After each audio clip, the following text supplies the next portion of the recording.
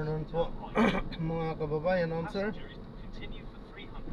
This is Jam, the Filipino channel ng inyo pong lingkod. So today is October 8, 2025. At tayo ngayon ay papunta dyan sa may medical clinic sa may Ram Plaza, Adelantado Street, San Lorenzo, Makati. At dadalhin po natin yan sa may Ayala Avenue entrance, Bel Air, Makati.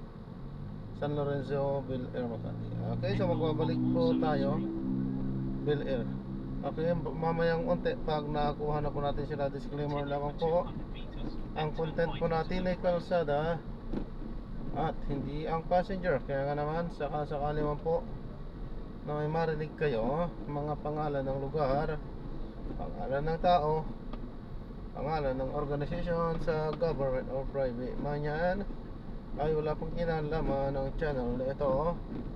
At wala pong pinapatungkulan. Lahat po ng pinag-uusapan dito ay pawang dito lamang po yan sa loob.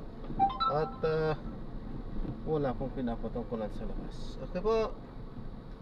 So magbabalik po tayo mamayang unti po pag nakakuha na po natin sila.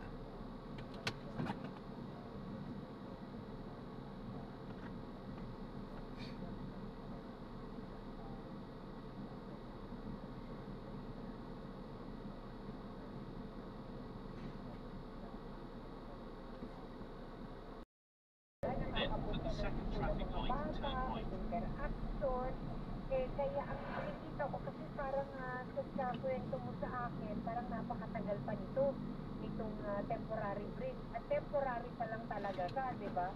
So maghihintay pa ulit para makakuha ng lokasyon para sa permanent solution for the problem. Parang pakiramdam ko matatagalan yan.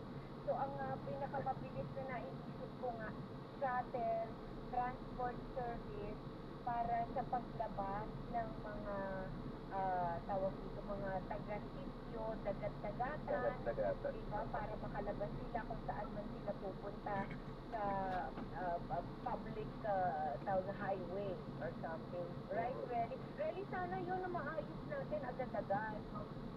Opo, yes ma'am. Pag-usapan po ma'am namin ng barangay po. Ay sige, tatawagan ka namin ulit para mag-ibalita ha. Okay. Yes, ma'am. Sige, thank you, Relly. Sige, ma'am. Okay po. Bye-bye. At Bye-bye. Ray? Hello po? Ayan. Ray, kasi ganito, yung narinig ko naman siguro usapan namin ni Red. So, ang pinakamabilis na kakausapin niya si Cap at saka yung opisina siguro nila sa Antipolo para makapagdagdag ng transport service ba palabas ng highway para maging hindi kayo masyadong maantala sa inyong pang-araw-araw na gawain. Ano, Ray? Yun na muna, ha? Yes po. Lolo, may tanong po ako. Kukuntunin ko lang po ito. Okay lang po? Ano? Hello, Red? Ay, wala na si Red. Anong tanong mo, Ben? What if? Kung halimbawa meron pa silang ipapaanunsyo pa po na ano po yung tawag ito tuloy namin din ng hindi po permanent na tulay. Ano, temporary. Kasi po ito yung association ng village with masasaratuhan po ba yung village? Enter right most lane, Hindi, then in kung 60 kaya meters, turn ipapataw right at the naman traffic light. na magiging public right of way doon, ang LGU ang mag-uutos na Continue for bigyan 500 kayo meters, ng then keep left karapatan and na forward to Ayala makapasok o Avenue. makadaan. Pero siguro dahil private property ito, may mga oras. Magtatalaga ang pamunuan ng kanilang homeowner ng oras kung pwede lang kayo makadaan. No, Ray? Pero matagal pa yun eh. Tawag dito, madami bang gagawin para mabuksan yung lagos sa Continue inyo straight para at this traffic light. magkaroon kayo ng temporary na tulay palabas. Ang magiging mas mabilis na solusyon natin ay yun ng shuttle palabas mula sa inyong barangay. No? Ray, hintayin na lang natin yun. Tatawag kami sa iyo ulit. Ha, Ray? Sige po. Sige, salamat.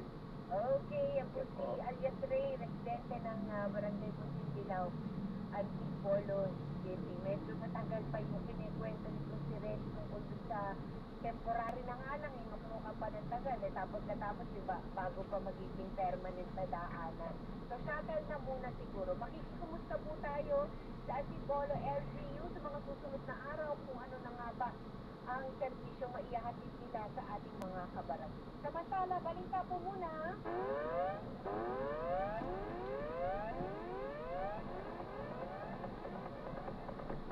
Todo sa mga balita ng Radyo Patrol, una sa hanay, Kampo ni Bryce Hernandez. Nag-tell all na umano sa Department of Justice. Narito ang balitang kumpirmado sigurado mula Department of Justice, Radyo Patrol, Steve Rad. Itawili ng sumite ng karagdagang sinumpang salaysay ang kampo ni dating Bulacan First District Engineer Bryce Hernandez sa muling pagharap nito sa Department of Justice kaugnay ng Malacanang Flood Control Project. Pasado alang una ng hapon ng umalis si Hernandez sa DOJ para bumalik sa konsuliyan ng Senado matapos umano sa case build-up at evaluation para sa Witness Protection Program ng ahensya. Sa ambush interview, sinabi ni Atty. Ernest Lebanza, abogat ni Hernandez, na nag-tell all na ang kanyang kliyente o inuyat na sa DOJ ang lahat ng nalalaman nito hindi siya malay laganap sa korupsyon sa proyekto. Tumanggi si Lebanza na sabihin kung may nalagdag pang mga pangalan na posibleng sangkot sa pag-display ng pondo ng bayan. Anya, nag-iisa lamang sila sa investigasyon at nagsumite ng mga dokumentong makatutulong sa kaso. Matatanda ang sinabi ni Outgoing Justice Secretary at ngayon Ombudsman Boy Grimuya na isa sa hinahanap para maikonsiderang maging state with na sangkot ay kung may lahat ang lahat ng katotohanan at mahalagang informasyon sa nasabi issue. Yan ang balitang kumpirmado sigurado. Ito ang Radyo Patrol Brad CMM. Salamat sa iyo, Steve Rad. Samantala sa ibang balita, pilot run ng online motor vehicle registration at driver's license renewal ilulunsad sa susunod na linggo. Narito ang maganda balita mula kay Radyo Patrol, Kelly Cordero. Magandang hapon sa Winnie. Plano ng Land Transportation Office na ganap na ipatupad na ang online motor vehicle registration at driver's license renewal para tulungan tanggalin na ang face-to-face transaction sa mga LTO officers. Ayon kay LTO Chief Atik Liver Mendoza, isa sa mga dahilan nila ay para maiwasan na ang issuing sa mga fixers. Ayon Mendoza, sisimulan nila ang pilot run next week sa nasa 16 na district offices ng LTO. Tuturuan muna nila ang mga sitwasyon kung paano gumamit ng online system. Kapag na-orient ng isang transport group, ay pwede na silang magsimula sa online driver's license renewal at vehicle registration. At yan ang balitang kumpirmado sigurado. Ito ang Radyo Patrol, Kelly Cordero, CNN. Thank you, Kelly Cordero. Sa Malacanang, tutol sa mga mungkahing uwagin ang ICI. Meron ganun. Dahil sa pagtatalaga ng bagong ombudsman. Narito ang balitang kumpirmado sigurado mula Malacanang, hatid ni Radyo Patrol, Christian Yozora. Walang nang isang dahilan ang Malacanang para buwagin ang Independent Commission for Infrastructure. Harap ng mga mungkahing paubayan na sa Office of the Ombudsman at Investigations to Operate Buwayan sa mga Sakit na tayo pinapadaan. dahil may Di ba dapat din Ombudsman. eh? Ayon kay Palace Press Officer, Mali ah. Communications Undersecretary Claire Castro, Mali yung turo sa atin. Pinapadaan tayo sa gitna eh. Walang hihintuan dyan. Ano ba ito? Mali ang turo niya. Ano po yan? Waze po ba yan? Si mismong grab ko eh. Ay! Grab mismo! Kailangan i-improve ng grab ang map. Sige po. Thank you. Pero ingat po. Doon tayo sa gitna oh. Ayun nga. Sige po. Ingat po. Ingat po. God bless. Ay, may tubig yata. Meron ba? Meron naman po hindi. Okay na po. Okay. Thank you po. Ingat po. Ingat po. Sige. Ayan, so na-drop na natin sila. So maraming salamat po sa panonood. Hanggang sa muli po. Ingat at God bless. Paalam po muna. Pansamantala at tayo ay gagawa na ng panibagong video sa ating susunod na mission. Paalam po muna pansamantala. So